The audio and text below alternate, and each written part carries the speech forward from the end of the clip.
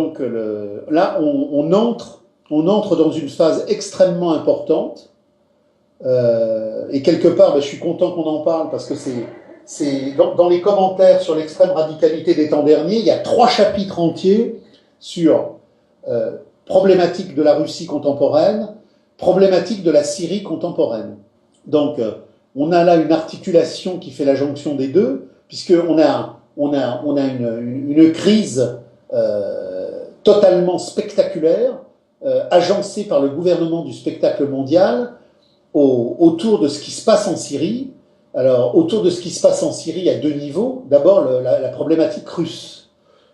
Les médias, ces derniers temps, ont accéléré la campagne de diabolisation contre le régime russe. À l'inverse de l'écume des choses, il faut creuser et comprendre ce que ça signifie. Le gros problème de l'Amérique, c'est l'Europe. Le gros problème de l'Amérique, c'est l'Europe. Alors, on est en train de la digérer en douceur avec le traité TAFTA, version canadienne, et on va ressortir la version TAFTA, version américaine, sous peu de temps, sous d'autres noms. Donc, on déstructure, on avale complètement la province européenne, et dans le même temps, on la dévitalise totalement à travers l'OTAN, puisque désormais maintenant on a des militaires américains qui parcourent les casernes françaises. Donc la mise sous orbite du dispositif militaire français est quasi totale. La mise sous orbite du dispositif commercial, agricole et industriel par le biais de l'appareil américain bruxellois est quasi totale. Mais on a constamment dans le gouvernement du spectacle mondial des hantises, parce que l'histoire risque de se reproduire, et on sait qu'à plusieurs reprises dans l'histoire, je renvoie les auditeurs à mon bouquin sur le traité de Rapallo, on a eu des risques, sous une forme ou sous une autre, d'une unité Paris, Berlin, Moscou. Et la grande panique de l'ordre américain de la marchandise, c'est effectivement la constitution d'un bloc eurasiatique, Paris, Berlin, Moscou, parce que le bloc euro-asiatique en question aurait toute la technologie française et allemande et tout l'espace russe.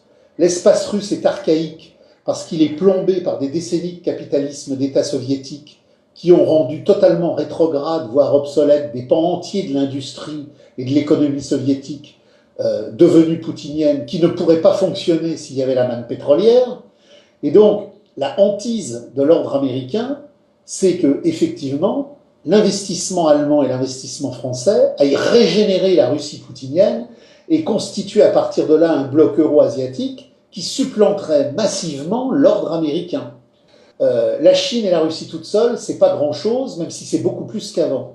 Ce qui fait peur, c'est la jonction de la technologie européenne avec les vastes espaces russes, puis éventuellement chinois, qui constitueraient un bloc étendu de modernisation accélérée qui, là, mettrait en échec le bloc américain. Donc on a régulièrement des campagnes anti-Poutine, des délires anti-Poutine, mais c'est pas Poutine la cible.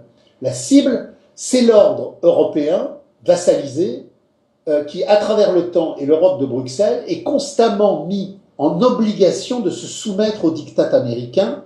On l'a vu en Ukraine, on le voit en Syrie. On assiste à des délires où les provinces otanisées de France ou d'Allemagne sont parfois, et surtout la France et l'Angleterre, sont parfois encore plus otanistes que le donneur d'ordre lui-même. Et donc, on a aujourd'hui, par rapport à la crise, même par rapport aux présidentielles françaises, on voit bien que la position Fillon est beaucoup plus ouverte à Poutine. On voit bien que la position Sarkozy, c'est davantage ouvert à Poutine. On voit bien par contre que la position Juppé, le chouchou du Pentagone, est droit dans les bottes, servile américain 100%. Donc on comprend pourquoi Juppé est mis comme ça constamment en avant, parce qu'on sait que si on a un deuxième tour Juppé-Marine Le Pen, on aura tous les délires de la campagne Le Pen-Chirac, et on aura bien évidemment le valet servile de l'ordre américain élu avec 55 à 60% des voix, puisque tous les serviles de la gauche du capital iront voter Juppé.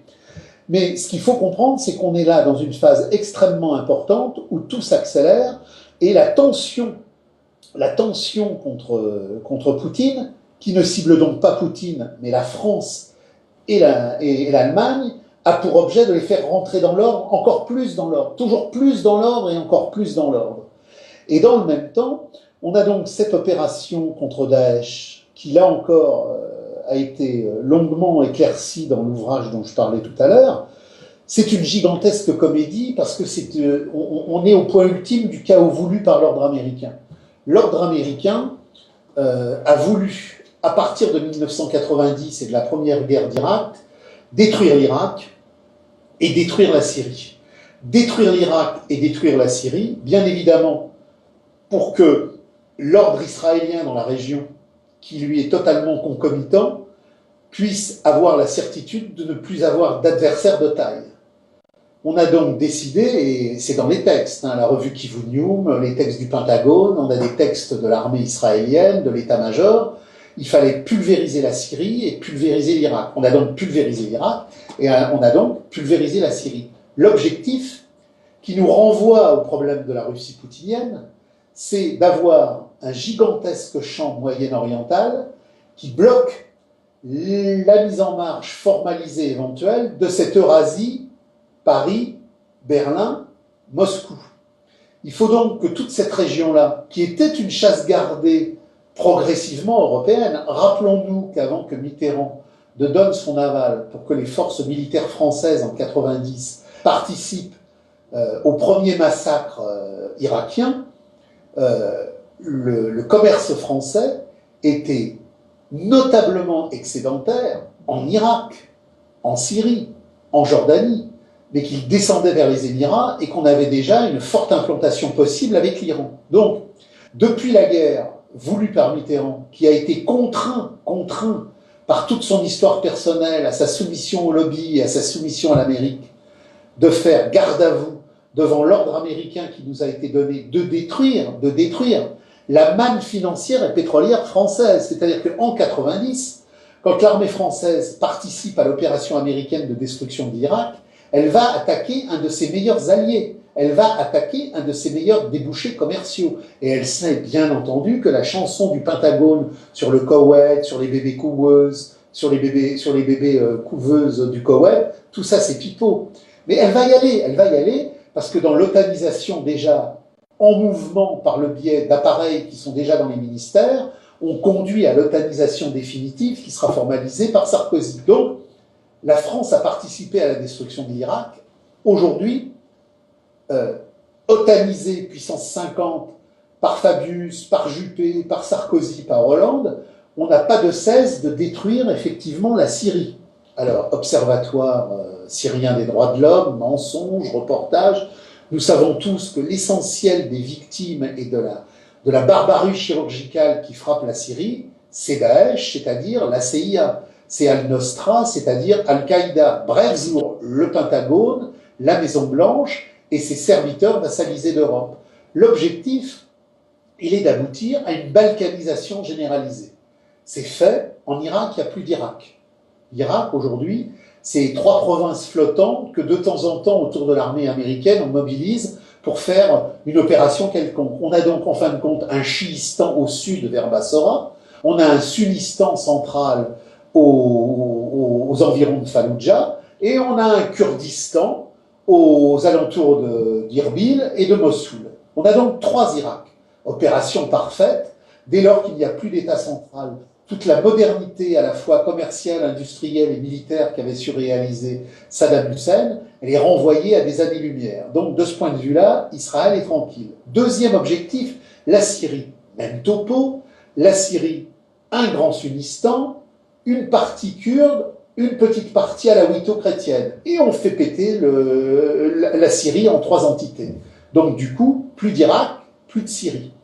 Et à partir de là, Israël est sécurisé dans son coin, et le fameux Grand Israël qui va de l'Euphrate au Nil est gérable, envisageable, et avec le temps et la colonisation, suivi bien évidemment des milliards et des milliards de dollars américains constamment et annuellement reconduits, on peut envisager un bloc israélien élargi, celui effectivement non pas d'un État qui a une armée, mais celui d'une armée qui occupe un État.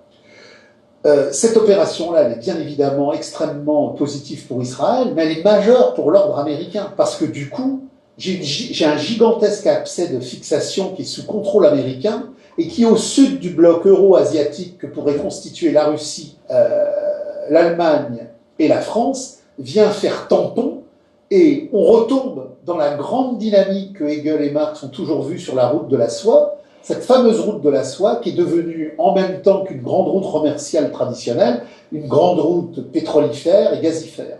Donc là, on a quelque chose de décisif, et c'est ce qui explique les opérations théâtre mises contre Daesh. Daesh, bien évidemment, les milices islamiques de la CIA, qui devaient empêcher la reconstruction d'un État irakien, qui doivent essayer de mettre à bas l'État syrien, dans le même temps où, effectivement, l'Arabie saoudite massacre les populations chiites du Yémen, mais là, personne n'en parle. Donc tout ça s'organise dans un chaos spectaculaire d'impostures démocratiques relayées à l'infini par les médias, dans le cadre de la confrontation Trump-Hillary Clinton, où Clinton, bouchère, mari du boucher, qui a massacré les Serbes, qui a déjà massacré les Irakiens, se prépare à vouloir totalement liquider la Syrie. Donc on nous parle constamment du milliardaire Trump, qui est le milliardaire de ses propres milliards, mais on ne nous parle jamais de Clinton, qui est l'avant-garde de tous les milliardaires qui sont 1000 fois plus milliardaires que Trump dans leur globalité financière générale. Donc là encore, imposture. Mais au bout de tout ça, on a le problème quand même des contradictions internes à l'appareil d'État américain, c'est-à-dire que l'appareil d'État américain joue Daesh, mais joue en même temps les Kurdes, qui ont toujours été un allié, depuis le clan Barzani, privilégié d'Israël. Et là où il y a une antinomie constitutive qui est en train de poser problème, c'est-à-dire qu'il y a tout un théâtre pour exfiltrer Daesh des zones irakiennes où les daéchistes vont être éjectés par les Kurdes pour les ramener sur le terrain syrien. Donc on n'est absolument pas en train d'assister, comme les médias du crétinisme de la surface première nous le disent, à un combat contre Daesh.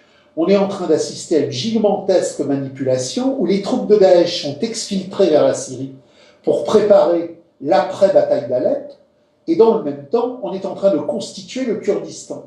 Donc on a un gros problème là, c'est que les Américains sont constamment obligés de jouer entre les Kurdes et Daesh. Les Kurdes et Daesh, les deux cartes d'une même distribution fallacieuse et complètement tordue, mais deux cartes qui en plus se tapent constamment sur la tête, puisque les Kurdes et Daesh, c'est antinomique. Et ce qui renvoie à un troisième clivage, qui est le clivage kurde, le clivage turc, pardon, puisque les Turcs sont main dans la main avec Daesh contre les Kurdes, mais que dans le même temps, par rapport au problème iranien, les Américains refinancent les Kurdes. Donc, les Américains sont dans une difficulté certaine, parce que les marionnettes qu'ils activent plus exactement, sont en elles-mêmes contradictoires en elles-mêmes. Donc il y a un jeu complice, il y a un jeu extrêmement difficile, mais ce jeu, il est l'expression du chaos de la marchandise dans la crise finale. Et on va donc avoir, sur l'année qui vient, entre l'élection française, l'élection américaine et l'accélération de la crise commerciale et de la crise industrielle, une accélération globale, puisque le Moyen-Orient est, à travers ce que ça implique pour le blocage d'une Eurasie indépendante, et à travers ce que ça implique pour la mainmise américano-israélienne sur la totalité de la région, un des enjeux majeurs du temps qui vient.